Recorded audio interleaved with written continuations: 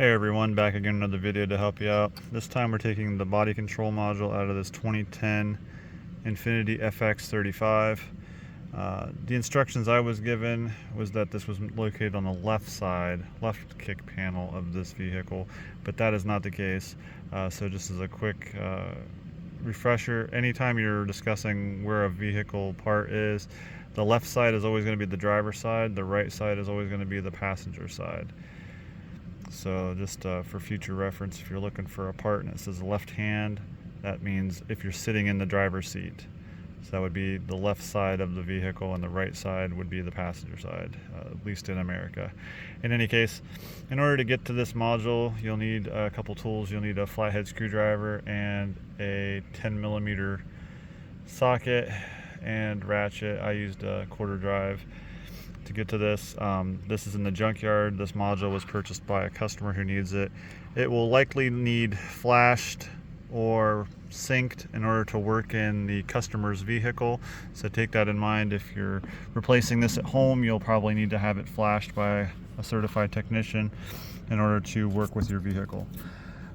So in any case, in order to get to this, you'll need to come over to the passenger side, the right hand side, and you'll need to remove the sill plate here. The sill plate here that has Infiniti written on it, and it sits right here on the edge of the door. It just has clips that hold it to the bottom of the floor. Covers up all the wiring and stuff. So you can pop that out of there with your flathead screwdriver and just set that aside. And then you'll also need to remove this corner piece, which will be partially exposed by the removal of the sill plate. And there's a clip here at the back too, which this has already been modified. Someone's already been in here doing things. The previous, whoever owned the vehicle before it got junked, they've done some work in here, but there was not a clip or a screw in there, so pardon me if there's one in yours. You'll just have to remove that before you can remove this corner kick panel off the passenger side. But remove that and set that aside. There's a couple of spots there for some clips that goes in there. And then you'll also have to drop down the underside knee bolster from under the glove box. This had zip ties in it right here, but that's because, like I say, somebody was messing with it and they broke all their clips. So it's going to have little clips right here in the middle and also over here. This is what they're supposed to look like if you don't break them off.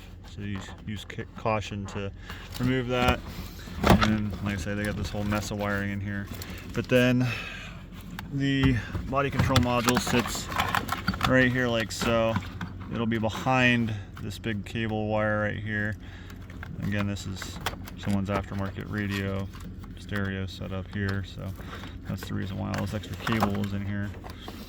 But there'll be a 10mm bolt that runs in over here that holds this side of the bracket right here, and then this top one, there's a stud that sits up in behind here. You can't see it, but there's a, well, maybe you can see it. There's a stud right up in there that has a 10mm nut on it. So when you pull that nut off, make sure you keep a hold of it. There it is down there. Keep a hold of it so you don't lose it. And then you can pull the body control module out a little bit. You'll have all these white plugs here to remove. You'll have, there's like four of these plugs, and then there's also a black plug in here too. It can be a little painful, a little tricky to get loose, but if you press on the little tabs with the flathead screwdriver, you can get those worked out of there.